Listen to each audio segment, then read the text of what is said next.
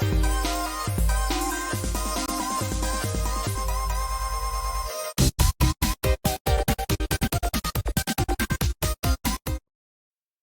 everybody, welcome to our early comic review video. I'm Andy. I'm Matt. We're here with Infinity Flux Comics out of Chattanooga, Tennessee, and this is our big show where we show you some of the biggest and best books that are releasing this week. They come out Wednesday to your local comic book store, whether you shop with us at Infinity Flux, if you shop online at infinityflux.net, or if you shop at your own local comic book store, it's all good. Mm-hmm. We're here to give you some information about some of the stuff that's coming out, make it a little bit easier, especially because it's gonna be Christmas. And Yeah, that's right. I mean, there's a lot of big books coming out this week, so you're gonna have a lot of stuff to read over the Christmas break. These books come out on Christmas Eve, so how cool is that? Yeah. Hopefully your comic shop is open. We'll be open 11 to 4 for those of you who are local. Yeah, a cool week, a cool week period because it's Christmas, but also a good week for comics. Yeah, treat yourself to a little gift and pick up your pull box. That's right. But yeah, like you said, this is a big week of books, so you don't want to miss out on any of these. You know, it's a little surprising. I guess it's not surprising that big books are coming out on Christmas Eve.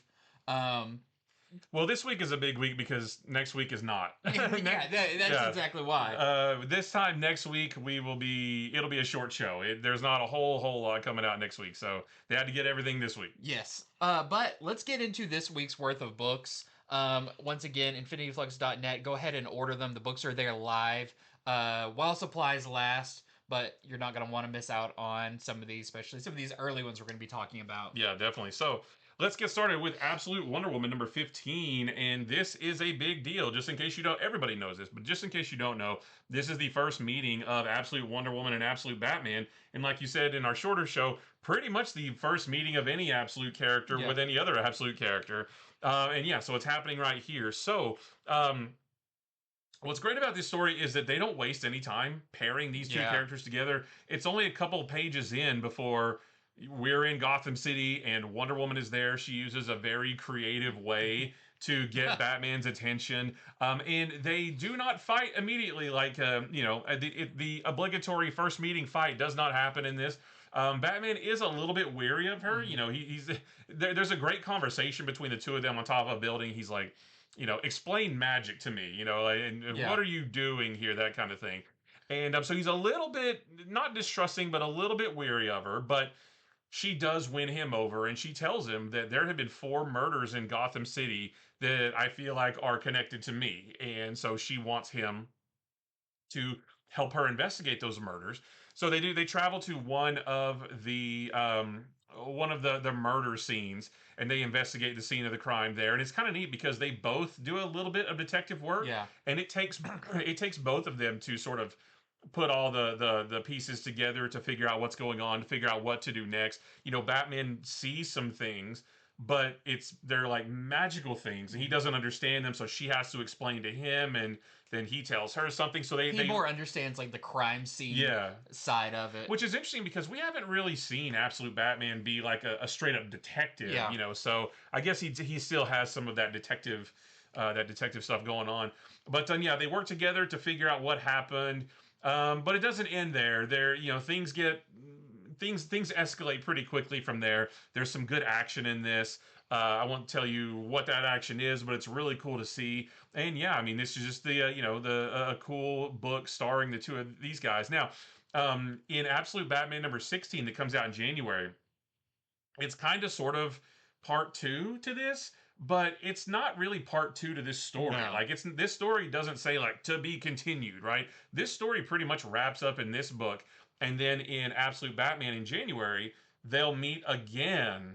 On the title page, it does say, you know, a duet. A duet, yeah. But it's not like one continuous story through both books. So I'm thinking that if you haven't been reading Absolute Wonder Woman, you should, but you should get this one if you're reading Absolute Batman. But if you don't, you'll probably still be okay to read Absolute Batman next month. I say they'll probably like... Then maybe reference it. They'll reference it and, you know, they'll know each other at that point. Yeah, but it's not a straight up to be continued in Absolute Batman. It's nothing like that at all. But yeah, a really cool meeting between these two characters.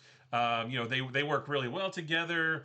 I think, you know, by the time it's all over, I think they've both earned each other's trust and that kind of thing. There are some There's some comments made at the end that make me really excited for possible future stories to come. Yeah, I was gonna see how you would word that because I didn't want to say anything, but there is some kind of world building stuff that I think we'll probably see sooner than later. Yeah, there's just some mentions of some things, and I thought, oh, I can't wait till when and if that happens, Yep. you know, that kind of thing. So yeah, really cool issue with these two characters, you know, two of the best absolute books, two of the best books on the stands coming together. So I highly recommend it. There's your A cover right there, and we have this Larix variant also. Which is a connecting cover with that Batman That's issue. right, yeah, the one that comes out in January. Yeah. Right. You can see a little bit of the little Batman. Yeah, his wings. little bat tendrils or whatever. Yeah. I think that's what he calls them, his bat That's tendrils. right. Well, we're not done with the Absolute books, and we won't be even after this one. Right. This is Absolute Martian Manhunter number 7. Now, this is the big return of Absolute Martian Manhunter because it has been quite a few months since issue number 6, but with that gap, they didn't want to fill in artists, they didn't want to fill in anything. They wanted the team to continue.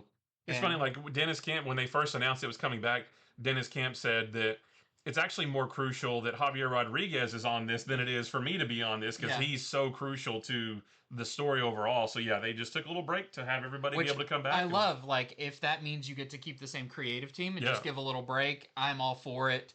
And this was initially supposed to be a 6-issue miniseries, and now it got extended to 12. So there was a natural kind of breaking off point. Yeah. And we are coming back with this one, which I'm excited because it did feel like that first story arc was very uniform. Like we were talking about the white Martians and all this. I don't know what we're getting into with the second one, and I'm very excited to see, you know, what new weird adventures they're going to get on. And we get a bit of that in here. So, you know, anybody who's reading this knows this is a crazy book. Yeah. This is a very reality bending, what's real, what's not real. You know, you're in John Jones's head. You're seeing kind of what he's seeing, but is that really what's reality outside of that? And that continues in here. So a lot of this is kind of reintroducing us to the world and kind of what has progressed since the previous 6 issues. And we do see, you know, that John Jones, I feel like from reading this, that him and the Martian have become a little bit more symbiotic.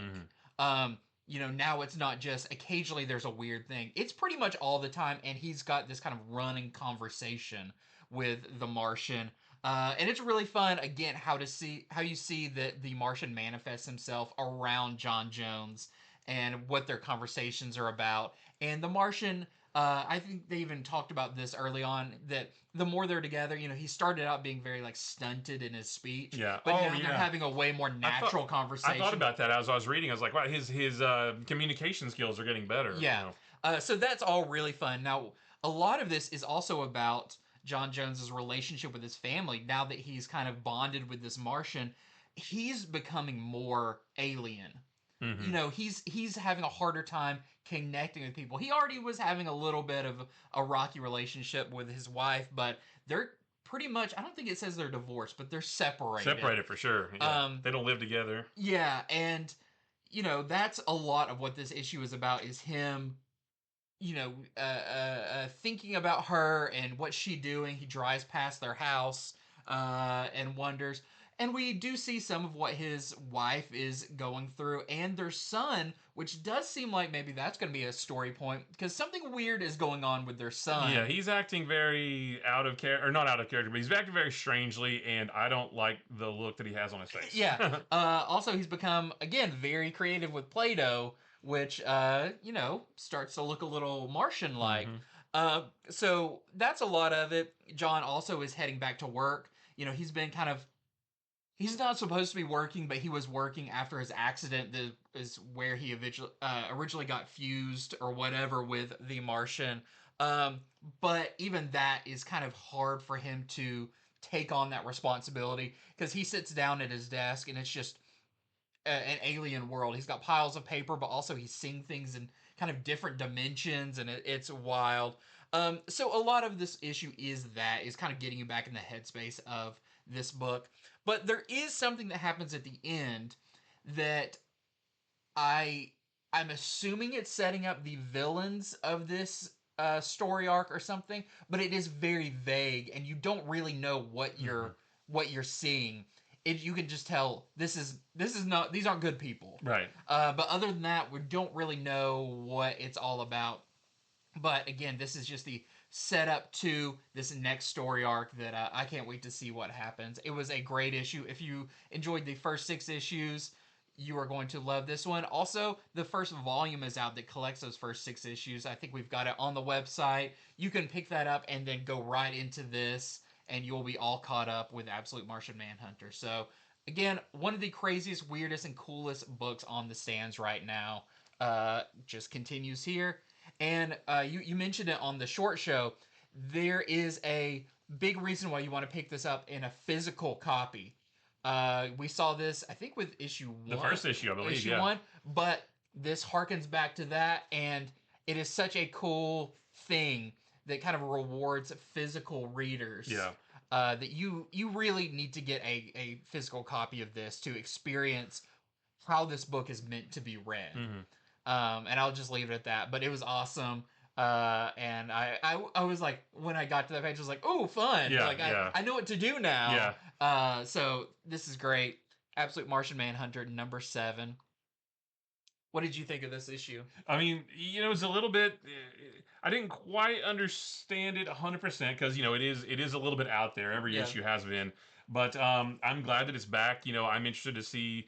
Now that like the introductory story arc is over and John Jones and the Martian, they're basically buddies now. It's kind of buddy cop. Yeah, like what is the next what is the next thing they're gonna get into? So I can't wait for that. There is one scene that John Jones drives past his house, really his wife's house now, and he kind of like parks out there for a minute and just kind of looks at it. And there's a zoomed out shot, and you see the Martian sitting like up out of the window with his arms on the roof, just looking too. And I love imagery like that, where where we can actually see the Martian, and he's not like physically there, but I like the way that we see what he's doing and how he's interpreting the situations that John's putting him in. It's almost like he also travels. John Jones is always smoking, and the Martian is the smoke coming out of it, and he kind of just bobs along with them during that. So yeah, it's really cool. Like you said, I didn't fully understand it. I don't think we're supposed to fully grasp. Well, we don't have all the answers. Yeah, we don't have the answers to this new story arc yet, so we're not gonna quite understand it. Yeah, but I can't wait. I'm gonna reread it, and then as the next issues come out, it'll start to make more sense. So we've got some variants. We got the Destined to Win variant, which is really nice. When this was announced, I was like, what a weird design for the Martian. Now it feels like, oh yeah, this that's what he's supposed to look like. Yeah, the absolute version, because regular Martian Manhunter, I still like his design too. We've got the Brandt and Stein variant. That one's really cool. Real nice. And we've got a Deladera variant. Oh, nice. Werther Deladera? Yep. Yeah. So there is another Absolute book out this week, but I have a feeling there's another. There is another one, because we have Absolute Superman number 14, and this is the end. This is the finale of the Battle for Kansas story arc, and this issue is mostly just Ra's al Ghul versus Superman. And actually, because it's the final, it's not only the final part of this story arc, but it's actually kind of like the final part of the first chapter of Absolute Superman's overall story. End of year 1. Yeah, end of year 1. That's a great way to put it, because things happen in this, and things happen at the end that Absolute Superman's status quo will be different after this. We don't quite know yet, because we won't see that until next issue. But yeah, things change things permanently change for Absolute Superman in this issue. But I don't want to tell you what that is. Obviously, I'm not going to spoil it. Most of the issue, like I said, is these two fighting, and it's pretty. It's all brutal. Out. Yeah, it's brutal. You have the townspeople of Smallville, basically bowing up to all of the peacemakers. Yeah. Technically, realistically, they have no hope of winning against that many like heavily armored soldiers. but they do it anyway because it's their home, right? So that's a really cool bit to this. But yeah, there's great artwork in this. There's big action. It's a little bit heartbreaking in a couple places. I was about to say, did you almost tear up at the end? Yeah. There's a pretty like a couple places, page scene that was like oof. Yeah. Oh, and something that's interesting is we learn, so Soul, who is like Clark's like AI buddy that has been with him, we learn what Soul stands for, which I don't think we knew that before. I didn't even catch that. Yeah, it's in there somewhere. Just it's real subtle, but I read that I was like, oh, that's what it stands for. Not a big. I mean, it's not a big deal, but I just thought it was interesting. So yeah, just the final part of this story arc, the close of Absolute Superman's first year, basically, and it makes me really excited for the next issue because I want to see what we had some theories seeing the cover of the next issue, Yeah. and now we kind of it kind of makes sense. sense a lot of that stuff, and I do feel like a lot of the Superman is becoming the archetype of Superman that we know. Yeah. And I'm looking forward to seeing how this Superman kind of adapts into that that version. Yeah, definitely. So it'll be this. This is awesome, and it'll be nice to sort of pair this with the next issue to see. Here's how this first year ended, and then here's what the second year is going to look like going forward. I feel like there's going to be a little bit of a time jump. Not a Maybe, big one, yeah, but maybe a few months or something. possibly. Because, this is kind of like, if you had a season 1 and then season 2 starts, they usually don't pick up right where they left off. Usually there's kind of a little bit of a... Well, there was already a little bit of a time jump near the end of this, after the whole thing was over. But we'll see. They'll have to be careful with that, though, because they'll have to, square that with the other books, too. But yeah, I love Absolute Superman. It's neck and neck with Absolute Batman for me as my favorite Absolute book. So yeah, this was awesome. So there's your A cover right there.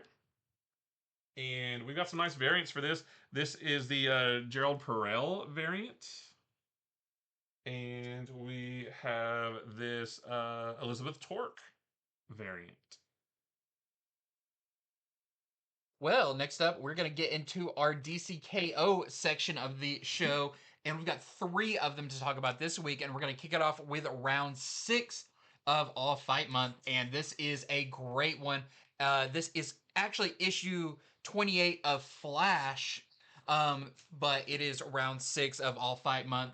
And like all the ones that are the fights that are taking place within other series like Flash, like Superman, those Aquaman. We do get a bit of what's going on in those books, and this one we do get a bit of Wally and Impulse, which has already been part of DCKO as they are running through time, and so that part's really fun.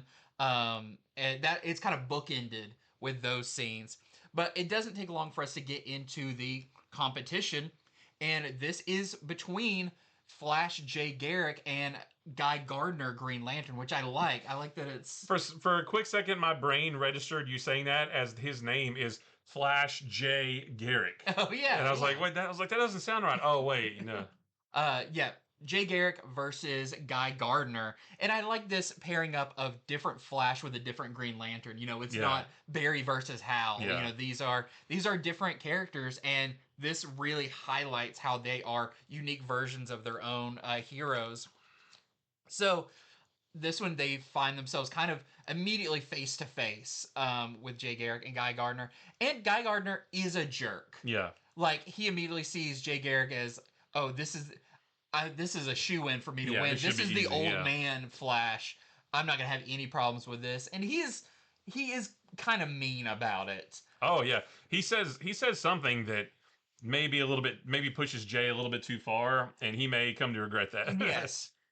But this is a heated fight. They are both, I would say Jay Garrick is maybe more finessed in his Speed Force skills than any of the other Flashes. He's been with it longer, and he's got some very unique tricks up his sleeve. But, of course, you have Guy Gardner, who is not as reserved as some of the other Green Lanterns, and he's going all out. We do see Jay Garrick as a little bit more on the side of, like, Superman and Zatanna, where he's like, is there another way we can handle this? Do we have to fight? Technically, the Heart of Apocalypse didn't tell us we had to fight, it said that we had to compete in a game, you know, so maybe we can do something else. But Guy Gardner, that part he's is not having really it. funny because that does make Guy look like a big idiot in one scene. Yeah. Guy isn't having it though. He's like, no, we're gonna fight. We're gonna fight right now. But they do have to eventually go against each other. And what starts off is Guy thinking, "Oh, I've got this in the bag," quickly learns, "Hey, this is not, this is no slouch I'm fighting against." I will say that I don't want to give too much away because a lot of this issue is a big fight. This is one of the big fight issues. Well, it's hard to talk about all of these all fight month books because they're 99% fighting, and it's like what all can you say? It's I don't a want to giant give fight, away you know? like their moves because they definitely have cool things. And this one does the thing that I really like from the all fight month. It's 3 rounds, and they do take different forms. Yeah, there was one of them with Guy Gardner. I was like, I wonder if he's going to take that certain form, and then he does. I was like, oh yeah, that's awesome. Yeah, and they're great kind of homages to different kind of highlights of the characters, pasts and futures, and all of that. That are, you see me like, oh yeah, that's from, and so that's really cool, and to see how those are paired up. And yeah, if you think, oh, what versions can Jay Garrick, like how many different things, you'll be reminded pretty quickly. Yeah, you'll remember when you see it. He's been he's been around for a while. Same with Guy Gardner, but this was a great action-packed issue. And again, a lot of these have, we can see the outcomes. Like that we already know the brackets up to like the final 4 or whatever. But there's more to these stories than just, okay, fast forward to the end of the football game and see, what's the final score. There's stuff along the way that I think for a lot of these kind of fundamentally changes the characters. Like with the like we got with the Zatanna Harley issue. By the end, we realized what Harley was doing and how she was setting Zatanna up for victory. There's stuff like that in these that's like, oh, it's not about the outcome of who wins. It's what do they learn and what do they get from this that is going to set them up to maybe be the, into the next round, and as a character, what can they grow from that? So that I really, really liked. So this was round 6 of All Fight Month. This is the only cover I have to show, but it's a good one. It's the Dan Mora cover. Again, this also has part of the Booster Gold story that I can't say too much about, but over these 3 issues, really, really heats up. Yeah. And I think this one may be one of my favorite of all 8 of the All Fight month. I think this one may be my top 3. I think this actually might be my pick of the week, even over Absolute Wonder Woman, which I know that sounds crazy, but I loved it. I just thought everything about it was awesome. The artwork is great. I mean, it's really good. So this is from Mark Waid, Chris Cantwell, Georgie. Vasco Georgiev. Yeah. And it is just, it's so much fun. Yeah. It is so much fun. So that's one not to miss this week. Yep. Well, we have another one too. We have round 7 of DCKO All Fight Month, and this is Superman number 33, which is Lex Luthor versus the Demon. And again, this is part of the current ongoing Superman series, and we try to point that out because I mean, you can see here that this one over here is a one-shot.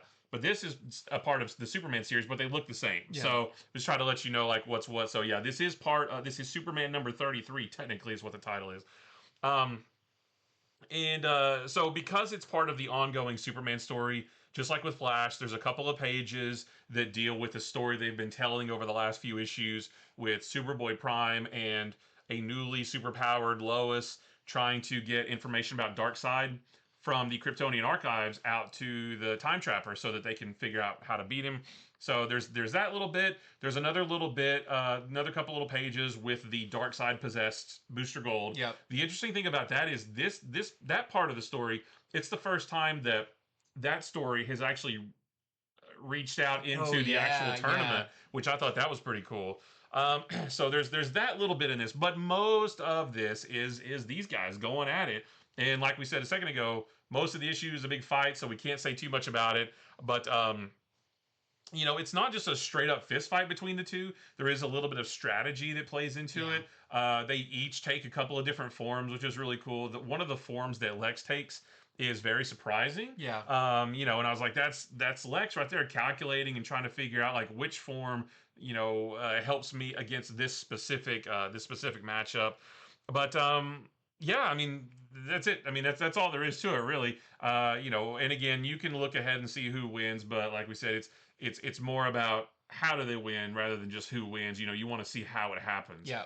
But yeah, another great issue of Superman. I'm very interested in the Superboy Prime piece of it, especially knowing now that we know that he's going to be sort of the main character in this book going forward, at least for a little bit after DCKO. So it's awesome. I love this title, and it's just keeps getting better and better. So there's our A cover, and I have this Tula Lote cover. Is that Mercy? Yeah, that's Mercy Gregg. She's not in this. And this was Hayden Sherman Hayden Sherman on artwork, yeah. Joshua Williamson still did the writing, but yeah. So yeah, you got a double dose of Hayden Sherman this week, which is really cool. Well, and then we've got kind of the big one for the All Fight Month, and we kind of knew that going into it when we saw the matchups, and this was going to be one. It's big because this is the kind of like the grand finale of the All Fight Month books, and just kind of what this one means. And this one, more than any of them, I think, is about the content of the fight and what it means. So, DCKO, Red Hood versus Joker. This is not part of any in particular story. This is a one-shot, a standalone one-shot. And I didn't realize that these one-shots are 48 pages, whereas the other ones are 32 pages. Oh, I didn't even realize that, but I was like, I did notice this was thicker. Yeah, I was like, this feels like it goes on for a while, in a good way, but yeah, I was like, there's more here. And you've got your kind of DCKO team on this of Scott Snyder and Joshua Williamson co-writing this with art by Dustin Nguyen, who does the bulk of the issue. But there is a very particular part where Giuseppe Camuncoli does the art for a reason that's really cool. So this is round 8, the final round of All Fight Month, which I feel like All Fight Month did not overstay its welcome. It didn't feel like too little. There is other fights I would have liked to have seen, but once this is over, I'm like, yeah, I mean, all of these were great. Yeah. So, to be honest, I did see some complaints online about, oh gosh, I now have to buy like these eight books this month to read this, but I honestly don't see how they could have crammed these fights into one single one shot or even into part of the DCKO title itself. Like, I feel like this is how they needed to do it in order to tell this story the way it needed to be told. Yeah, and I think they spread it out really well. I think, you only had like 2 to 3 every week. And for some of them, that was if you're reading Superman, you didn't have to buy Superman and another one. That's part of Superman. So really the only kind of bonus ones were these one-shots. And, I think they're worth it. Like,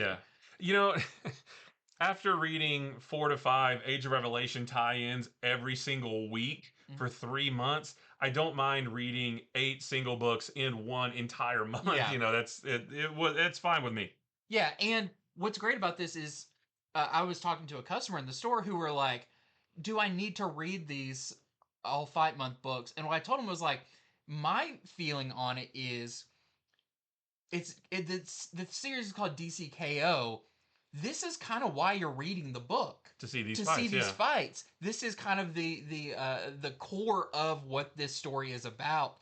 So yeah, if you do just want to read the main series, you can do that. But the reason I'm reading it is for the story and because this is kind of the selling point of it is these fights. So no, you don't have to buy all of them. Buy the ones you think sound the most interesting. But I'm really happy that I've picked all of these up so far. Getting into this issue, there is a lot of baggage coming into this, of course, with Jason Todd versus Joker.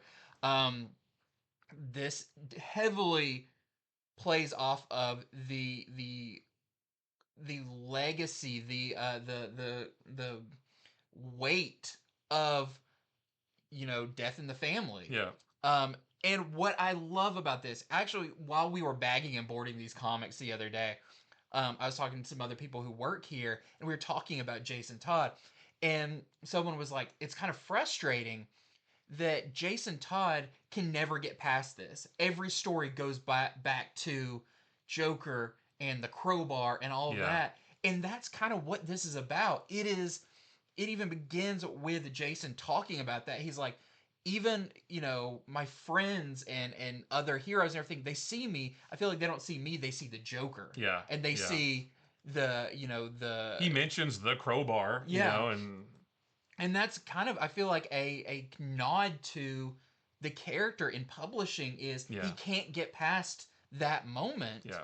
And I love that they acknowledge that, because I do think it is time for Jason to become something other Yeah. than his past. And just real quick, kind of along those lines. So, like we said, this is a 48-page book. Only the last 2 pages are that Booster Gold story. Other than those 2 pages, there are no other characters in this. The entire Yeah. issue is just these 2 guys going at it. Yeah. Like, I mean, they're like, Jason's got a lot of pent up Yeah. anger with Joker, and they do not hold anything back. The entire issue is just them fighting.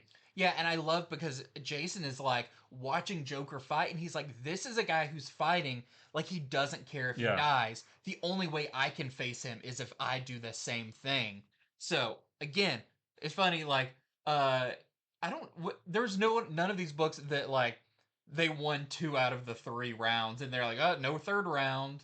Did they all go 3 rounds? I think they all went 3 rounds. I think the closest was maybe Aquaman, that he was pretty... Yeah, I'd have to go back and look, because I thought that same thing, but I was like, surely one of them only went 2 rounds, but I couldn't think. I don't which know, one. but so that is a big part of this too, is what are those 3 rounds. So of course the first one is Red Hood as you know him versus Joker as you know him. They all kind of start off at default. Yeah.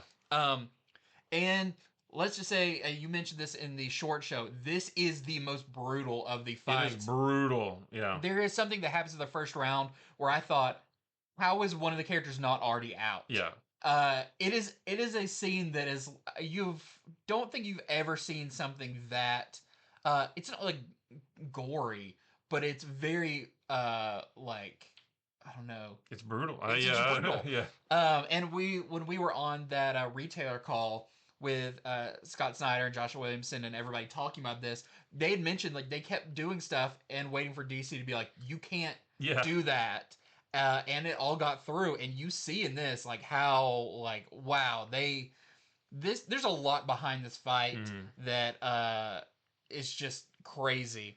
So and that's what's the great thing about DC especially within the last couple of years is, editorial is letting these creators do what they do, tell the stories they want to tell. And just like you said, yeah, Scott Snyder thought that they were going to get shut down, or some things were going to get shut down by editorial. Nope. He said, okay, go for it. Yeah, if that's what you want to do it. So I don't want to spoil anything here, but we do know, and it's widely known that there is a fight in here that Jason Todd does become Robin again versus Joker. You'll have to read it. I don't want to give anything away, but it is very well done. And just the idea of this, what is Jason Todd trying to get out of this fight? What is his ultimate goal in this? You'll have to read it to really see, but maybe he has different ideas about what this fight means between him and Joker. A great issue. This does have, like you said, the last 2 pages are the Booster Gold story, and that reaches a pretty climactic moment. This issue pretty much it's almost like this issue kind of wraps up this current round of the entire tournament. Because DCKO number 3 comes out about 3 weeks from now, I think, maybe 4 weeks from now in January. But this issue pushes the entire story of DCKO forward. Not just like one little fight or whatever. The entire thing, something happens at the end, and it's like, oh my, that's a big milestone for the entire event. Yeah, the stakes are raised in a very big way. And just like in some of the you'll be talking about in Justice League, someone really needs to win the overall King Omega tournament, because there's a lot that needs to be put right. And in the solicitations for I believe it was the next issue of Titans, it mentions that something went wrong in the tournament, and we were like, oh, I guess that happens in DCKO number 3. No, you see it at the end of this, Yeah. and it's like, oh shoot, yeah, that's yeah, how are they going to deal with that? Yeah. That's bad. So this is going to sell out. Like, there is no doubt that this book is going to sell out. It is already super hot. One, it's Joker book sell, Red Hood, and it is such a pivotal, like, basically rematch of these two that you don't want to miss this issue. So we've got our A cover here by Jorge Corona. And I do have one variant for this. We ordered a bunch, but we are already selling out of them. This is the Gillum March variant as well. There's the crowbar. The crowbar. All right, so All Fight Month is over, but we still have some other tie-ins to DCKO, and this is one of them. So this is Justice League Unlimited number 14, written by Mark Waid, art by Dan Mora, so still your main creative team. But basically, there's 3 different plot points in this book, and they're all getting really crazy. We have Mr. Terrific and his Terrific 10, which the book book mentions that that's now down to 7. They scratch out the 10 and put 7. So they are still traveling through hell to try to get to Neron to take him down to stop all of the overpowered villains on the surface. They do run into some obstacles. Some obstacles that change 1 or 2 of the characters, and not everybody makes it through those obstacles. I'm sorry to say. I'm very sorry to say. And that's my favorite part of this book, is all the stuff in hell with those characters. I just like being with those characters and seeing them on a team. I want to see more of them after this, but I'm pretty sure that, like, I don't know if there's going to be anybody left. No, once they're done in this, they're done. We're never going to see them again as a team. I will say, I think this is my favorite issue of this story arc so far. I feel like what I wanted from early on in this, when we had the what was the storyline, the where all these time displaced heroes. We Are Yesterday. We Are Yesterday, and I was like, I want to see these characters talk and interact. We get some of that in here, especially with like Superman, the blue Superman and stuff. Like, we get some really good character moments in hell with those characters, especially with Superman. Yeah. So that's all going on in hell. Meanwhile, on the surface world on Earth, we've got Kid Flash, Martian Manhunter, Dr. Occult, and Mary Marvel. They travel to Oklahoma City, where there is a high concentration of supervillain activity. But when they get there, what they find is not what they expected at all.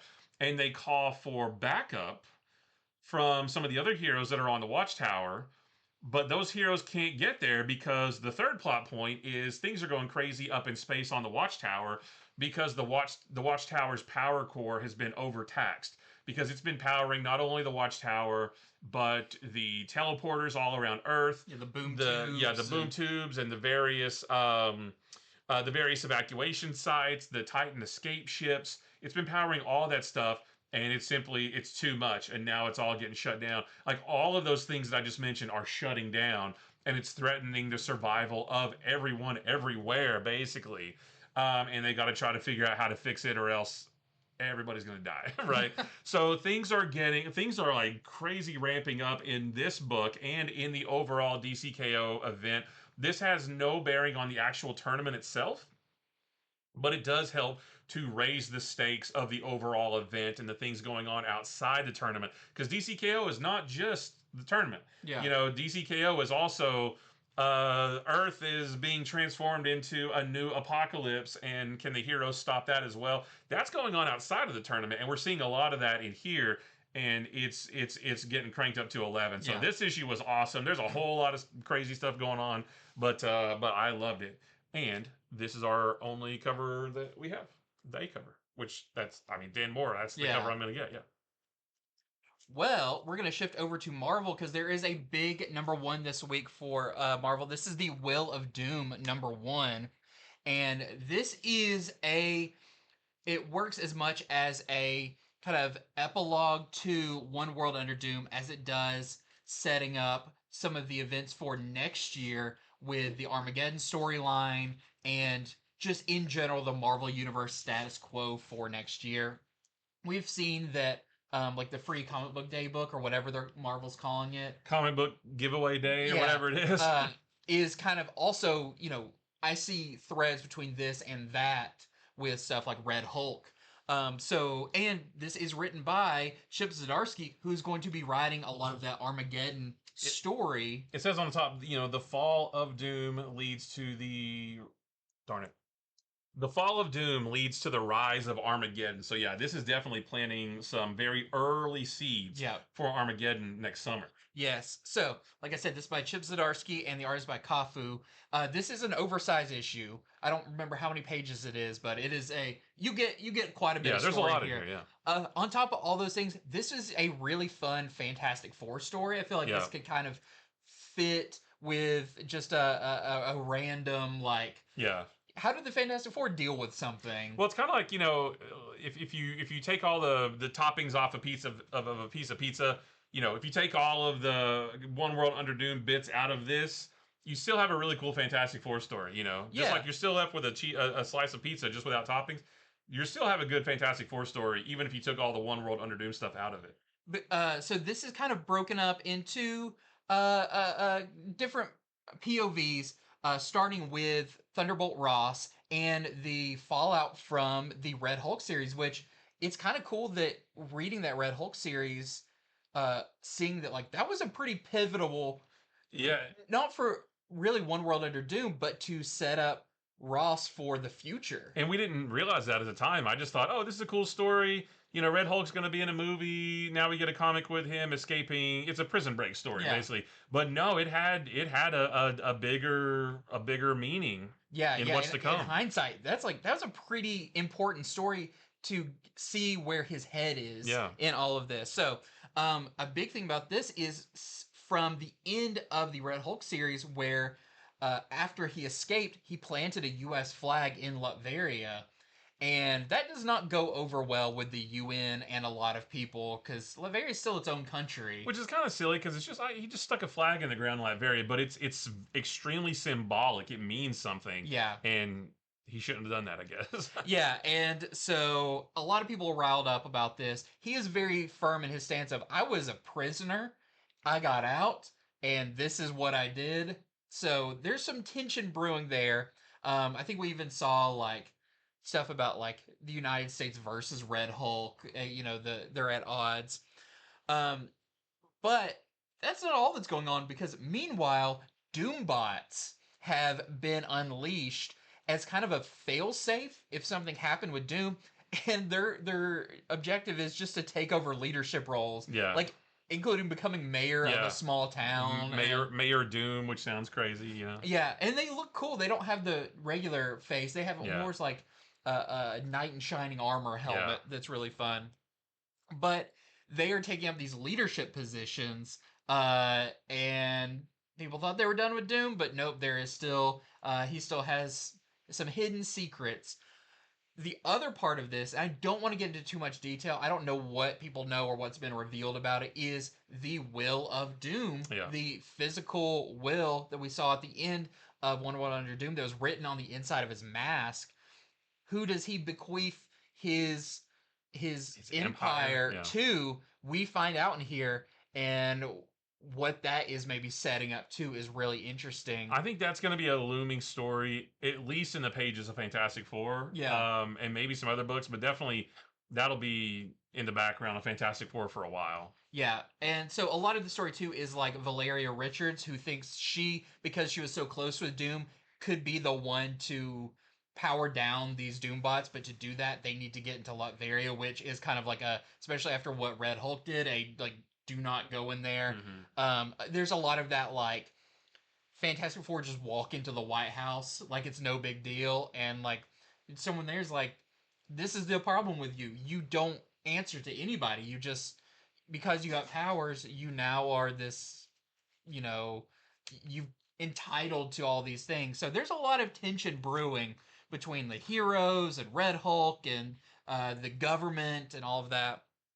So this was really good, though. I what I told you is kind of only the first couple of pages of it, and this is an oversized issue, but that Will of Doom and everything plays a big part in this whole issue and where it ends up. And it does definitely plant some seeds for not only the Armageddon event, which we don't even really know what that's going to be about, but you can just see the tensions rising between a lot of characters. Well, so this plants some seeds for what's going to be happening in the next story arc of Chip Zdarsky's Captain America, which also kind of sort of leads in, or not kind of, I mean, it leads into the Armageddon event next summer, which again, we still don't know what that story's about, but we do know where the breadcrumbs are pointing, you know, and it's in here. There's a Wolverine book coming in February.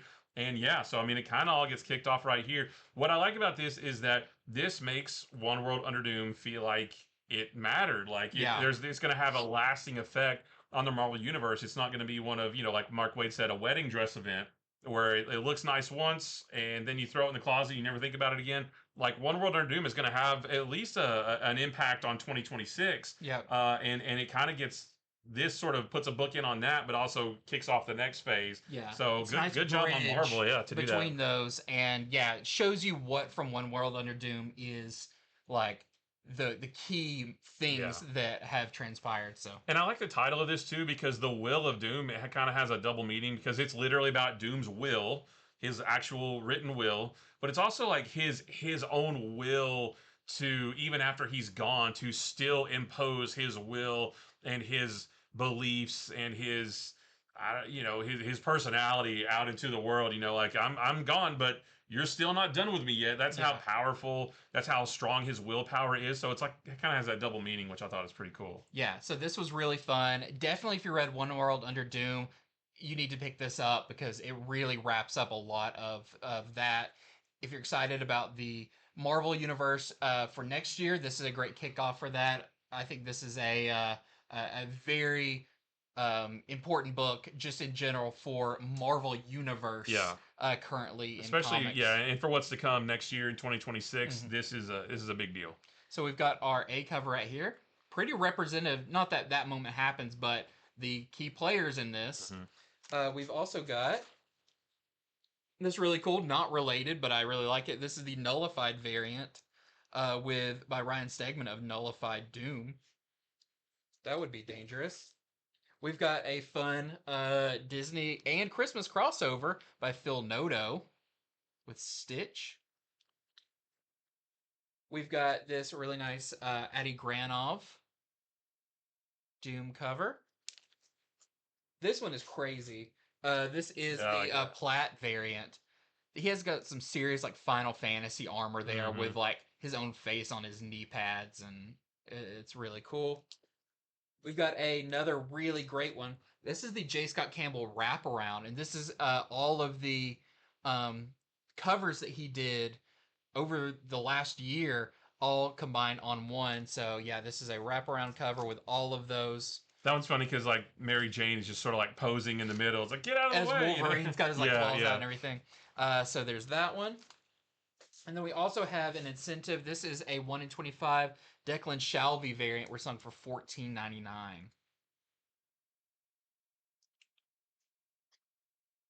All right, so we're going to move on to our final batch of X-Men Age of Revelation tie-in books. We do still have the finale one-shot that comes out next week on the 31st, but as far as all of these little 3-issue things go, this is the last batch of them. So this one is Expatriate X-Men number 3 from Eve Ewing and Francesco Mortarino. There's a lot going on in here, and I didn't quite understand all of it, but basically this entire issue is a confrontation between the Expatriate X-Men and Darkchild and Juggernaut, which they look great in this. Yeah, you sent me a picture of that, and it's like, why didn't we get look at these 3-issue things just about those two? I would have liked a series with them and like what they're getting up to in the Limbo Lands, but we didn't get that. It is a very action-packed issue, but I can't say too much without spoiling it. But there are truths that come out. There are traitors that are revealed. And Darkchild and Juggernaut together are just really, really cool. There's a couple nice like establishing shots of them. And it doesn't really add anything to the main Age of Revelation storyline. But I did like the artwork and the action here. This was not my favorite of all the tie-ins, but this was my favorite issue of this series in particular. So, yeah, I just want to let you know that the next issue of this is out if you got the first two. And that's the only cover we have. Well, I've got my first one. This is Cloak or Dagger number 3, the final issue of this one. And this was up there in my favorites of the Age of Revelation books, up there with Amazing X-Men and Book of Revelation. This was right there. And which is crazy because I've never been like a huge Cloak and Dagger fan, but this really, I don't know, just made them Like super interesting, I super thought. Yeah. interesting. And even though I hadn't read a lot with them, I completely understood them and their motives and everything in this. I just think this was wildly well done. I like the way they could combine their powers. Yeah. That was neat. I know a lot of this is kind of based off of them in the Marvel Rivals game where they can't be in the same place at the same time, but it made a really interesting, little hiccup in their abilities that I think made them more interesting because of that. So, don't want to give too much away, but we saw in the last one that it looks like Dagger and their daughter Ayla are coming out of this in between world that they're in into the real world. How can they do that when they can't exist Cloak and Dagger at the same time, the same place? It is explained a little bit in here. Um, but we do learn that if they are there too long, they unravel. And Cloak says, I completely turn into darkness, Yeah. and Dagger completely turns into light. And it happened once before, and it's really hard to pull themselves back together. But there are some twists and turns that happen in here as they face off against the Fenris twins. And stuff with their daughter is really interesting that maybe she has inherited something from them. But don't want to give too much away. But I will say I really like the ending of this. And, maybe not all the books have a sad ending. Yeah, I would love to have a Cloak and Dagger book of this caliber when Age of Revelation is over. Yeah. Just like Cloak and Dagger in current day Marvel, but of this high quality, like that would be really fun. I'd love that. Yeah. So highly recommend. These 3 issues of Cloak or Dagger have been great. Here is your A cover. And we also have this Greg Land cover. I have a feeling we might be getting a Cloak and Dagger something. I'd read it. Okay, so the next one is Undeadpool number 3. Again, the last issue of this 3-issue run. And Deadpool and Fearless finally make it to the Expatriate X-Men, which has been their goal for the whole series. And when they get there, Deadpool tells the Expatriate X-Men that all of Fearless's friends died, and he basically, she's all alone, and he begs them to help her, but they don't want to, which I thought was really weird because they're supposed to be X-Men, but they're like, no, we're not, we're not gonna help you guys, get out of here, and he even says, just take her, I'll go away, just take her, and they still don't want to do it. So that was really weird. And so while they're arguing about all of this, Deadpool loses control of his body again. He starts to attack the X-Men. And it leads to a pretty big and crazy fight that leads to one of the most surprising endings of any of these Age of Revelation tie-ins. I'm not going to tell you what that is, but I didn't see it coming at all. I was like, whoa, that's a twist. That's a turn. This does not contribute anything to the main Age of Revelation story, but Cable comes back, and he is in control of his mind, unlike the last issue, and he and Deadpool fight, so I liked it for the Cable and Deadpool bits. But with Cloak or Dagger, you said that maybe not every book has a sad ending, but maybe some of them do. And, so surprising ending, 2 different things happen that I did not expect to see. So yeah, if you got the first 2 issues, don't miss this one. And that's the only cover that we have. Well, moving on to the final one to talk about. This is X-Vengers number 3. This has kind of been its own little bubble. I'll say I didn't fully understand this one. I just feel like a lot happens. So the X-Vengers, or the Avengers as they just call themselves, are basically given 3 hours to solve what's going on with this kind of organic virus, techno-organic virus that is not the same one that Cable has. This one's kind of like pinkish and kind of more blob-like. Yeah. That's going around. But Revelation basically tells them, if you don't figure out what this is in 3 hours, I'm going to just, decimate this place. So it's up to the Avengers to figure out what's going on. I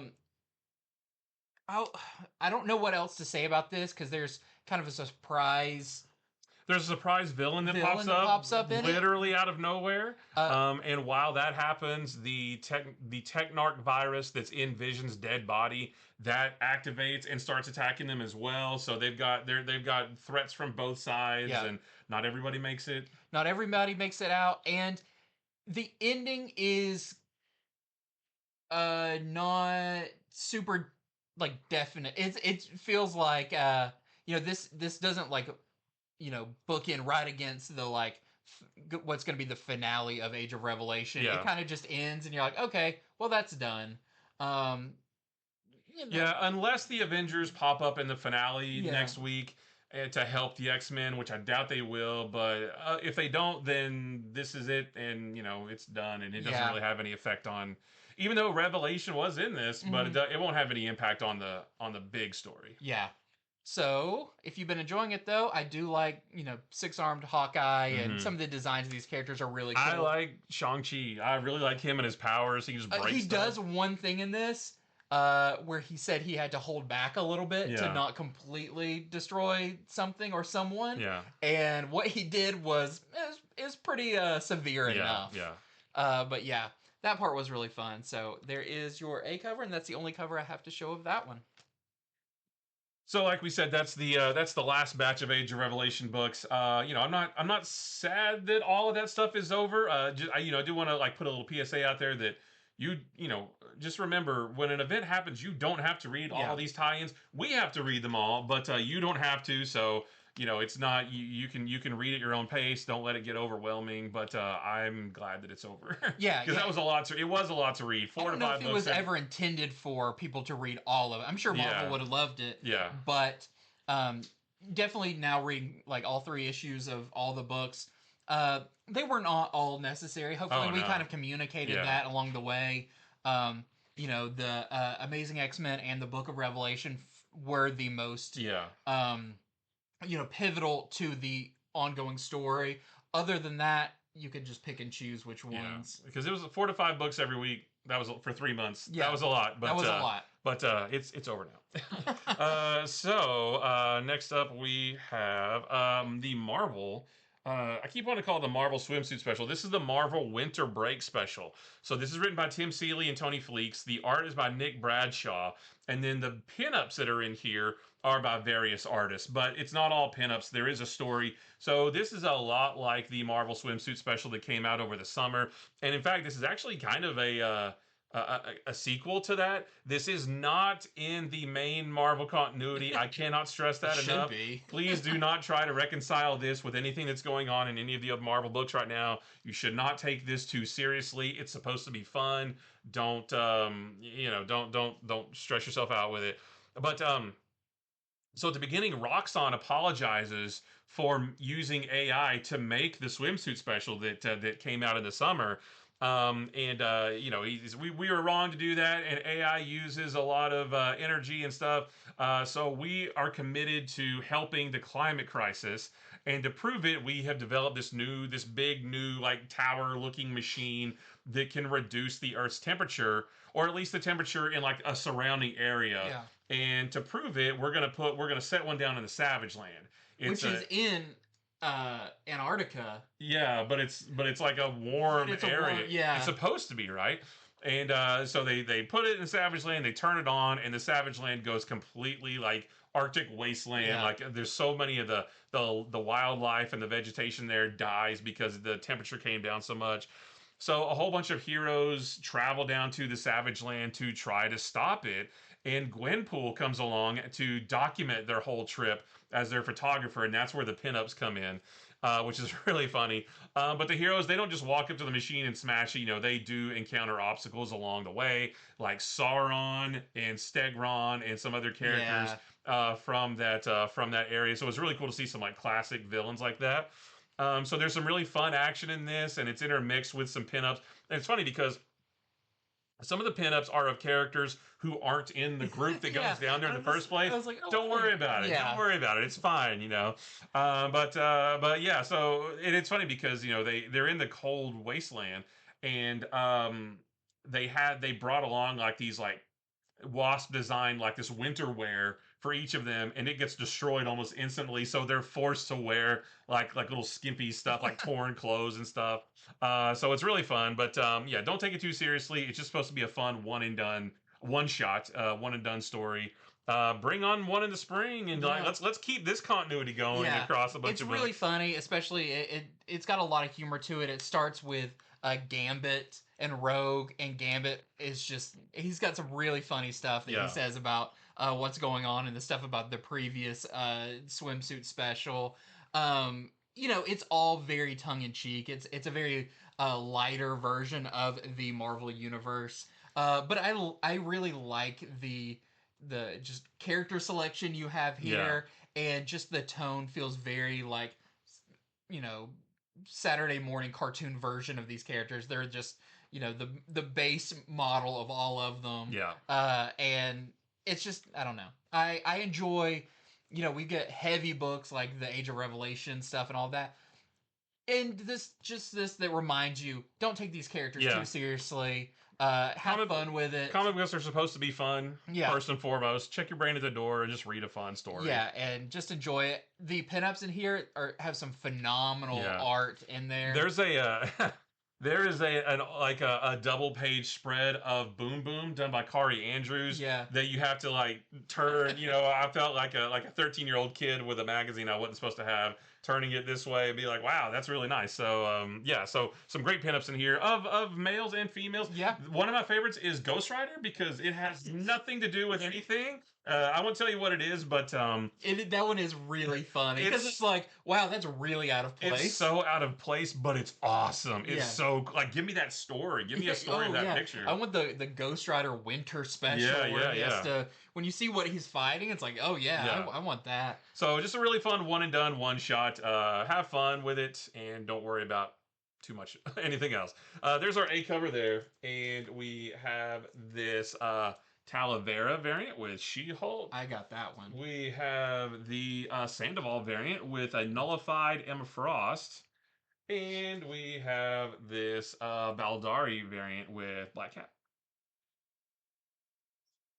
Well, next up, I've got a new one that I really enjoyed. This is Teenage Mutant Ninja Turtles Battle Nexus #1. So DC's not the only one that's having fun with multiversal battle of champions type thing. Ninja Turtles are getting in on the action too. This is by Tom Waltz, Paul Allore, Sophie Campbell, Caleb Goliner, and Eric Burnham.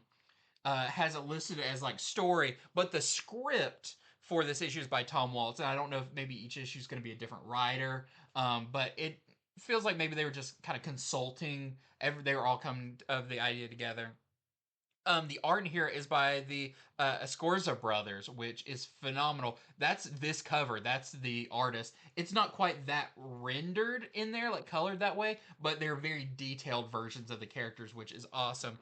And what I didn't know going into this is in current continuity of the Turtle series that's going on right now, the one that just started with Jason Aaron? It started with Jason Aaron, but just had Gene Luen Yang and Freddie Williams II. Yeah, so it's those turtles that are getting pulled into this. So in it, we are introduced to the Battle Nexus, which is a longtime Turtles thing that's kind of out of space and time. And they talk about, at one point, it was a very like brutal gladiatorial combat, but over the years, it's actually become a very like well-respected, like almost like a tournament place, like an Olympic stadium or whatever.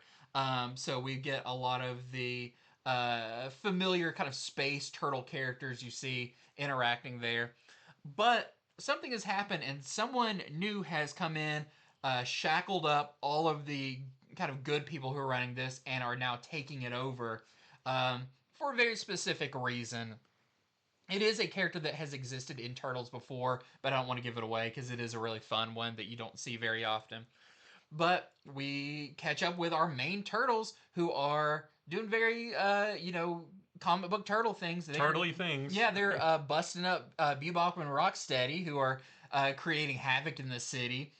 But during that fight, the turtles get sucked away into a portal and find themselves in this arena where they are confronted by this villain and told, that that this villain, the Turtles have been kind of a pain in their side forever in all different dimensions and all everything, and he wants to put a stop to that once and for all. And so he's going to put together this tournament of characters from all different realities of Turtles, villains, friends, all of those together for one giant battle. It's just an excuse to see these different Yeah. genres of Turtles, Yeah. like the IDW ones. We're gonna get the Archie ones. We're gonna get the Mirage Comics ones. We're gonna get the movies, the animated. Everybody is gonna be in on this. So the first battle does not take place in. This is a setup, even though we do get a lot of really good action with Bebop and Rocksteady and the Turtles earlier on in the issue. But what happens at the very end, the last page, definitely sets the tone and some exciting stuff to be coming in future issues. I really, really enjoyed this. It felt like, very classic Ninja Turtles comics, but with the excitement of what are we going to see next. So I highly recommend this. I don't remember how many issues this is, maybe 5 or 6. It's at least 4 because I think we talked about issue 4 on Comics from the Future. Yeah, and each issue we're gonna have kind of a matchup between different characters. I know we're getting like a Donatello versus Metalhead, Mhm. but there's a different version of Metalhead. So I'm very excited to see all of what we're gonna be seeing and hearing, all the surprises. Missed opportunity to call this TMNT KO, and then to have book like all shell month. Oh, books yeah, and, yeah. You know, All kick shell, yeah, month. right. All shell breaks loose. But really, really fun. We do have a new character in here. This is uh, I my autocorrect changed it to Ninjago. I don't think it's Ninjago because that's the Lego thing, but it's this kind of red furry character down here that she appears in here. So this was awesome. There is your A cover. And that is the only cover I have to show right now. Oh no, you're supposed to stall until I can find the name. Stall. Yeah, because I Eco Ninjara. Ninjara, yeah. Ninjara. The artwork in here is really. I didn't have time to read this, but I did flip through it. The artwork is really cool. Oh, there's the Bebop and Rocksteady stuff. How did I miss that part? Yeah, look at that. Yeah, that's great. Yeah, this is cool. Like Rocksteady is very like Rhino from Spider-Man. Yeah. You got some Triceratons in here. Yeah, I may grab this in trade because that's a really cool concept. Again, check your brain at the door. It's silly. It doesn't matter. Yeah. It's supposed to be fun. Comics are supposed to be fun. It's Ninja Turtles. Yeah, don't worry about it. Don't worry about it. Okay, so let me type in some notes here. All right. So now we have one of my favorite indie books of the year, and this is Gunpowder Prophets #3. It has been a minute since #2 came out. Don't quite remember how long, how it was over a month ago that I think it came out. But in that issue, Huck and Marley killed a whole bunch of bikers, the Heavens Devils. They killed this big biker gang who were chasing them, trying to get America with the little girl, not the country, but the little girl that was with them. They were trying to get her back for her father. And so they killed all the biker gang. But at the end of that issue, the cops caught them and locked them up. And so in this issue, there is somebody, and maybe it's America's dad. I'm not 100% sure. It wasn't quite clear. But America's dad is kind of like this dark sorcerer kind of guy. So it may have been him. But somebody performs this ritual and resurrects all of those dead bikers. And they become these, like, essentially these intelligent zombie type creatures. And they attack the police station. It's almost like that. What's that movie? Like Attack on Precinct 13 or something like that. And it's kind of like that, where Huck and Marley are in this small town police station, and they're in the jail, and there's some cops in there, and then like these zombie bikers just surround the building, and they're give us the girl, that kind of thing. And so Marley and Huck, they convince the cops to let them out to help fight against these zombie bikers. And lots of bloody violence ensues, and it's so much fun. So the last issue, I had said that there wasn't really much supernatural stuff in the last issue like there was in the first issue. However, this one, there's a bunch of it, so it's kind of like a nice mixture there. But I don't know how long this is going to run. I wish it would run forever. It's so much fun. It's an easy read. It's a quick read.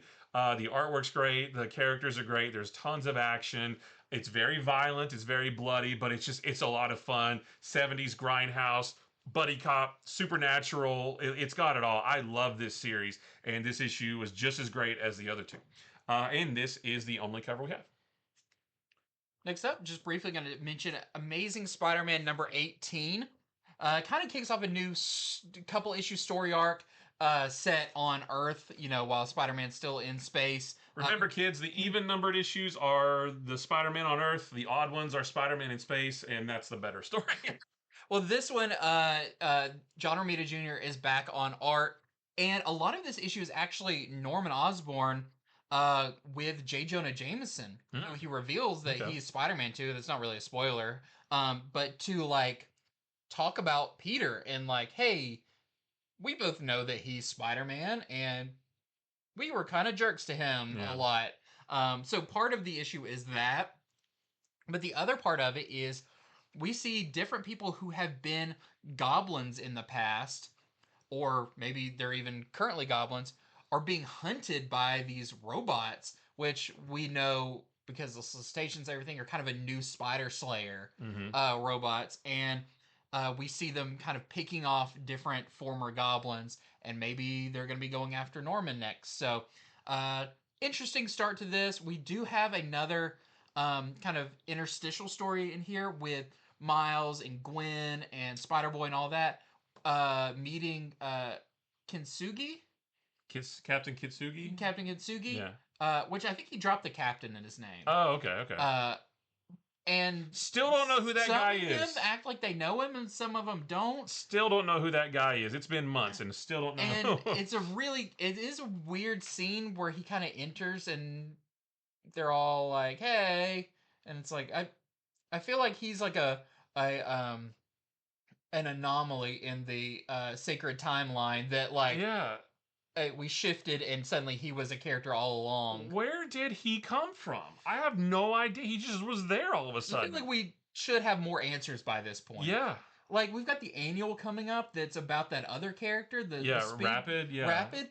Why couldn't it have been about him and just explain some of what... So, it's like, I don't dislike the character. I just don't know what to make of him. He's there, and I'm like, okay, this is... It's like, who are you? Yeah. I just want to...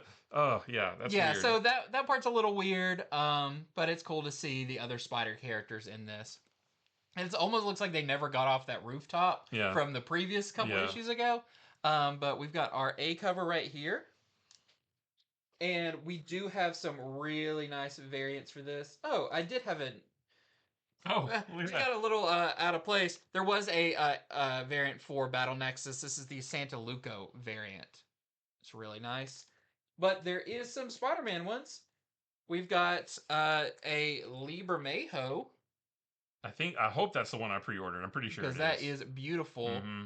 He's really killing it on these covers. And then there is a pretty pricey Libermejo 1 in 100 virgin copy of that we're selling for $139.99. It's so expensive. We have to charge you just to look at it on this video, so you owe us $1. Yeah, it's like a taxi. It's just going up. All right. We have Harley and Ivy, Life and Crimes #2. The first issue of this, if you remember when we talked about it, I did not expect to like the first issue at all. Not that I thought it would be bad. I was like, I'm just not the audience for this. I'm not much of a Harley Quinn fan. This book isn't for me. And I ended up loving the first issue and was excited to read this. And I thought this was pretty good too. I don't think I loved this one as much because I went into it expecting to like it now. So it's like, it wasn't such a low bar anymore. But I really I like this one. So this picks up right where the first issue left off. The Joker attacks an orphanage, but he makes it look like Poison Ivy did it, which sends the cops, searching for Ivy and Harley. So the two of them decide to try to find the Joker, kind of take the fight to him, and end him once and for all. So that so they look through all of the Joker's old hideouts. Harley knows all his old haunts and stuff. So they go to each one of those trying to find him. And so while they're doing this, there start to be small signs of their relationship forming, because that's what this whole series is about, is like how everything started from, the first time they met all the way to them becoming a couple. So we get some very small signs of their relationship starting to bloom. And there's this great double-page spread of them running from some cops. in a house of mirrors in an amusement park, and it's really well done the way it's all laid out on this double page spread. But there's some more stuff at the end involving the Joker, but I won't tell you about that. I'll leave it that for you to read. But yeah, Harley and Ivy, traipsing through the sewer, going to like an amusement park, going to this other place to try to track down the Joker, and all the while they're starting to develop feelings for each other, and it's really really good. So I recommend this one for Harley and Ivy fans. That's our A cover, and that's nope. That's We not should have some. Yeah, hold on. Yeah, we do have it. I just didn't get them out. Yeah, there's some good ones actually. I'm glad I didn't forget. So this is the Lyrics cover. This is the Edgecur cover. Them at the movies.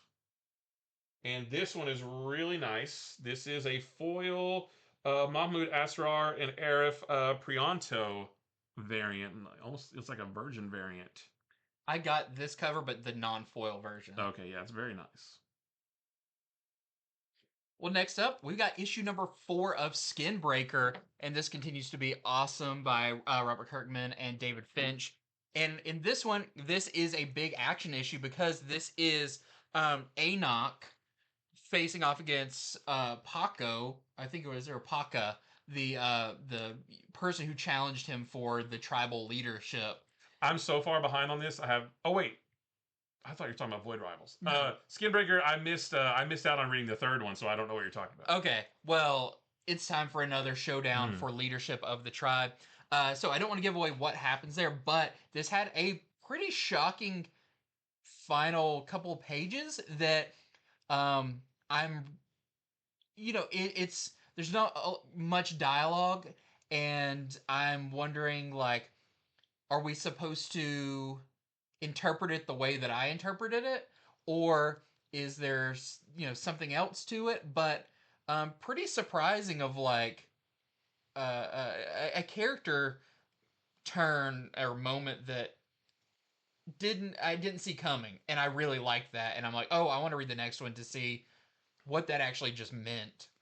But great issue. That actually does happen in the issue. And just as one cover to show, I think we do have some more on the website. We just don't have it right here to show. All right, well, I've got Voyeur number 3 from Ignition Press, and again, we sound like a broken record, but do not pass up these Ignition Press books. They're all really good, and I think Voyeur is my favorite of all of them that are out so far. Great writing, great art. Yeah. So in this one, Rook and Madeline, who are your two main characters on the cover here, they're now fully involved with each other, and they're working together to steal art from the resort that he works at and that she is vacationing at. And so Madeline kind of works the staff and the other guests, kind of flirts with them a little bit to try to keep them out of their villas long enough for Rook to get in and steal the paintings and swap them out with fakes. But the line between business and pleasure is starting to blur because Rook is getting just a little bit jealous watching Madeline flirt with all these other guests. Not in like a dangerous or possessive way, nothing like that. But it's kind of a like game of like this like sexy cat and mouse where she knows he's watching her, so she's actually trying to make him a little bit jealous just to get a rise out of him. But he knows that she knows that he's watching, so he knows the game that she's playing. So it's not like this like creepy. Yeah, it's not like creepy jealousy. It's not possessive or anything. It's like they're just trying to like one up each other. Yeah. It's like, I'm gonna make him jealous. He's like, I know what you're doing, and it makes me feel uncomfortable, but I know that you're doing it. Now she does go on a date with this older man who's kind of a jerk. So it's not. Yeah. And it's specifically to keep him out of the room so that Rook can get in and do what he needs to do. So they go out on a date. They go out on a boat. And we're given a clue at the end that something bad may have happened on that date, but we're not really going to find that out until next issue. But it doesn't seem like it went the way it was supposed to, and I'm curious as to what happened. Yeah, because the series haven't really delved into that kind of thing. Yeah, mostly it's just been like like sexy thievery and stuff. Yeah. But now it looks like it may have taken a little bit of a darker turn. I'm going to steal your pants. Yeah. But yeah, it's really cool. I like both of these characters. I like their relationship and how they, again, they're not possessive with each other, and Rook is not like this possessive boyfriend.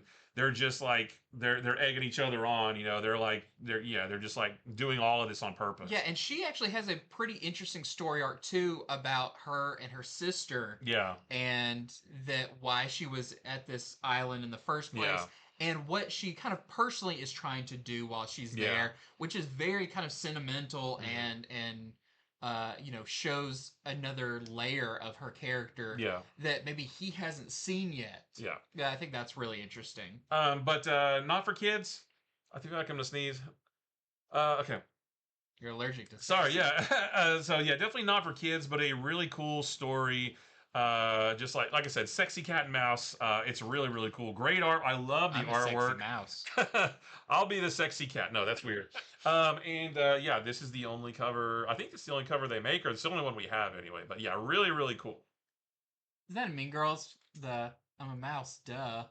Where she just wears the ears at the Halloween Oh, party. the party. Yeah, I think that's what yeah. she's a sexy mouse. Well, next up, one of my favorite books that's kind of new and kind of not. It's remastered. This is Capes #2, and if it's in the Invincible universe, it's automatically in my favorite things ever. Because I love that universe. I love those characters. I love um the kind of way superheroing works in the Invincible universe. Continues here with another great issue. So we learn a bit more about the forming of Capes, the company that is, superhero 9 to 5, where, hopefully the robbery or whatever happens during one of their shifts, or when they're off, they're not going to help you. So we see the kind of people who run it. Some they have a work related meeting to talk about something bad that possibly is going to happen. We get more character development between Kid Thor and Knockout that we saw in the first Mm. one. What I think it's really funny because if you read Invincible Universe and Guardians of the Globe later, you actually see where a lot of those storylines go. Okay. So I'm really wondering what's going to happen when this book starts doing the new stories, where that's going to actually take place. But it's a really cute thing between them. Um, we also see that Captain Cosmic is back, and he was a character who was fighting Chronodile, which was like the big thing that happened in the first one that happened in the past, Yeah. and they disappeared into time or space. Well, he's back, so does that mean Chronodile is going to be coming back? And if you see future covers, you know that that's not going to be a good thing. There's also, this feels like very classic Kirkman storytelling where you'll be reading the story and then you'll get a one page of something you're like, I wonder what that's all about. Yeah. But that, Walking Dead and Invincible did it so well that you realize once you get to the payoff for that, those have been seeded for so long that you go like, oh my gosh, that's what that was leading to. I remember that with like Angstrom Levy and Invincible, where you Yeah. just see a panel of him building something, and then you wouldn't see him again for a while, and then eventually it's like, oh, that was a big thing that's going on. Yeah. And that's kind of done in here. Also get more great stuff with Bolt, who's kind of one of our main characters in here. Again, just love this. If you like Invincible, you'll definitely want to pick this up. This Capes #2. Great new Ryan Ottley A cover here. And we also have a Engelart variant. That is your interior artist, who is there's a nice interview with him in the back of this about coming back to Capes, where he was just going to touch it up, and he's like, why don't I just redraw the entire thing? Oh, yeah. So it's a really cool interview. I'm glad you did. And then there is also a Corey Walker 1 in 10 variant that was selling for $9.99 with Kid Thor, who has appeared in the TV show also, which this is really helpful if you watch that and see some of the big scenes with a lot of the characters. You'll be more familiar because Knockout's been in the show. Oh, yeah. And some of them in the background scenes. So it's great. I love Capes. See you later, alligator. After a while, Chronodile. Yep. I hope they need to use that. Okay, so sorry, let me. All right. So this is the point in the show where we enter the Speed Force round. So we have a few more books to show you, but we're going to go through them pretty quickly. We don't have any variants to show on this, but you can check the website infinityflux.net to see those variants and what we have available. But yeah, we each have a small stack of books here. We're going to go through these pretty quick. And I'm going to start with 1776 #2 from Marvel. And in this one, Spider-Man and Captain America have been captured by Benedict Arnold's forces, because remember, they're back in the year 1776. And they try to tell them about what Morgan Le Fay is doing. And at the same time, Tony Stark tracks down Benjamin Franklin to tell him the same thing. And it kind of seems like that all the information that they're giving these Revolutionary War guys could cause severe damage to the timeline, but I guess it's fine. And just like last issue, it actually kind of reads like a history book with several historical facts, and it still kind of feels like it was made for something for a library to hand out to students. But it's still pretty cool, But yeah, if you got the first issue, there is the second one. Well, first off for me is Harley Quinn issue number 57, but is legacy number 200, so it's an oversized issue. Now, most of it is still like the ongoing Harley Quinn story, which we haven't been touching on in a while. But there is a first part of this that the art is done by Terry and Rachel Dodson, which is awesome. And it's like a conspiracy theorist idea of what the origin of Harley Quinn is. And she kind of like plays along with it and everything. That's really fun. There's some great homages to some classic Harley stuff and costumes and all of that. But yeah, really fun anniversary issue for Harley. I do have a couple of variants to show just because this is such a big issue. Yeah. I wanted to show we have this great Terry and Rachel Dodson cover, but that is homaging their cover for Harley Quinn #1 back when she got her own ongoing series. We also have, I know a lot of people love classic Harley. Here is our David Nakayama in her classic look. Well, I've got Final Boss #2 from Tyler Kirkham. This is his creator-owned book. And in this one, Tommy Brazen, who's your main character, he won his fight last issue. But a big part of this issue is him and his buddy Rabic. They fight everyone who was watching that fight, who are now attacking them to try to get the money that they won. And it's a really, really brutal, bloody, violent fight. And he does punch someone so hard their eyes fly out of their head really fast. Yeah, lots of goons get killed in very graphic ways. Gooey goons. And then afterwards, Tommy and Rabic are approached by a mysterious woman named Midnight Lily about a tournament that's being held on the island that originally gave Tommy's grandfather his powers back in World War II. So Tommy agrees to be in that tournament. He's gonna go do a Mortal Kombat. That's pretty much what it is, yeah. So he agrees to be in this tournament because he wants to go to that island to try to learn more about his grandfather's powers, how his father died, and that kind of thing. We do get a cool sequence that takes place in the past where you see when his grandfather was investigating that island. And so they travel to the island, but I guess the tournament probably starts next issue. So I guess this feels a little bit still like a setup issue. And whenever that tournament gets underway, that's where the real meat and potatoes are. And hopefully it's the next issue. But this is pretty cool, but definitely not for kids. It's a lot of action, a lot of violence, a lot of heads getting separated at the mouth, and it's crazy. Well, next up, we've got Void Rivals, issue number 25. This is a big one, but I couldn't really talk about it too much because we're pretty far into the series, so it would just be saying a bunch of names that if you weren't reading it, you didn't know, and if you did know, you don't want me to spoil. But this is part 1 of the Quintesson War. Which is a pretty big deal for Void Rivals, and it may have an impact on the overall Energon universe. So this is going to be a 6-issue mini-series. 6-issue story arc. Yeah, not a separate series. Within Void Rivals, and I'm expecting this. Big things to come out of this. But if you're reading it, you'll definitely want to pick this up. But I don't think it's a great jumping on point of Void Rivals with 25. But go get all the trades and everything because it's a great series. And I do have two variants to show off for this because it's a big one.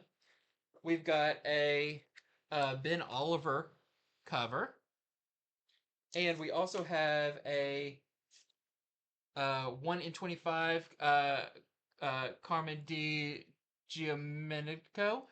Carmen Di Giamenico. Yep, you said it as well as I did. That we're selling for $9.99. All right, so I've got Justice League Red number 5. This is the next to last issue of this series. And the Justice League Red confront Black Adam about everything that Red Tornado has told them about how he is going to cause the destruction of the world, basically. But he tells them something that completely flips the script and changes how they think about Red Tornado. So now they have to go back to him and try to question him and be like, it's basically he said, she said at this point, right? So they have to try to figure out who they can trust, who's right, and who they need to stop. Next to last issue, next month is the last issue, but yeah, there is number 5. Next up, I've got Mirka Andolfo's Sweet Paprika, Black, White, and Pink Holiday Special number 1. This is a one-shot with story by Mirka Andolfo, but a lot of other writers and artists tell a Sweet Paprika story in here, only using Black, White, and Pink. Again, not for kids, pretty spicy, but so much fun. This has been such a great series that, we had the main series, and now we're getting these one-shots, but don't miss out on this if you have been picking up Sweet Paprika. And we do have some cool covers. We've got our A cover here by Mirka Andolfo. We've got a Godtail variant. We've got a Puglia variant, and extra spicy peppers because it is a polybag special one by Mirka Andolfo herself. I've got Immortal Legend Batman number 5, and I actually didn't have time to read this, but I did flip through it. This looks very action-packed, and it has Batman and Nightwing and Robin are finally reunited, and they travel to Gotham, which I think is actually more than just a city. I think it may be like some kind of planet or some big space station or something. If you look down here, it's got... Oh, yeah, it's like, that's Gotham right there. It kind of looks like Cybertron. Cybertron. Yeah. So they travel there, and they take on this story, this universe's, this continuity's version of the Joker, which is pretty cool. So I read the other issues, and I definitely need to get caught up on this. But yeah, this one looks like it may be the best issue yet, and I'm kind of sad that I didn't have time to read it. Next up, I've got American Caper number 2. This is the crazy book that's by one of the lead creators of Grand Theft Auto and Red Dead, and you get about that in here. I love the first issue, and I didn't get a chance to read this one as much as I wanted to. I flipped through it, and it's just as crazy as the first. So American Caper number 2. Again, another one that is not for kids. And the last one I have is Spider-Man 94 number 4. This is the next to last issue of this series as well. I didn't get a chance to read this one at all, but it does have some great moments. I flipped through it. It's got some nice moments with Spider-Man and Kraven. There's a part where Kane confronts Mary Jane and kind of tells her about his relationship to Moreland and that kind of stuff. So, yeah, if you've been getting the other ones, just wanted to let you know that the new issue is out this week. Next up, I've got the Gargoyles Winter Special 2025. Another one I didn't get a chance to read, but if you're a Gargoyles fan, you'll want to pick this one up as it's just a one-shot. We also have I think this is only a 2-issue miniseries. This is the I Saw Santa within the Spawn universe. This one's brutal, holiday themed, just craziness with Santa. I want to get this in trade because I think these are a little bit oversized of issues, so it could probably be a little small trade. Maybe collect that one random Christmas issue of Spawn early on. But yeah, another really fun one, another holiday issue. And lastly, I've got Star Wars issue number 8. A lot of the Star Wars books are wrapping up, but we do still have the main Star Wars book coming out. Pete Woods continues on art on this one, which is beautiful. He draws a great Millennium Falcon crashing into a planet. So if you're reading Star Wars books, we got another issue of that as well.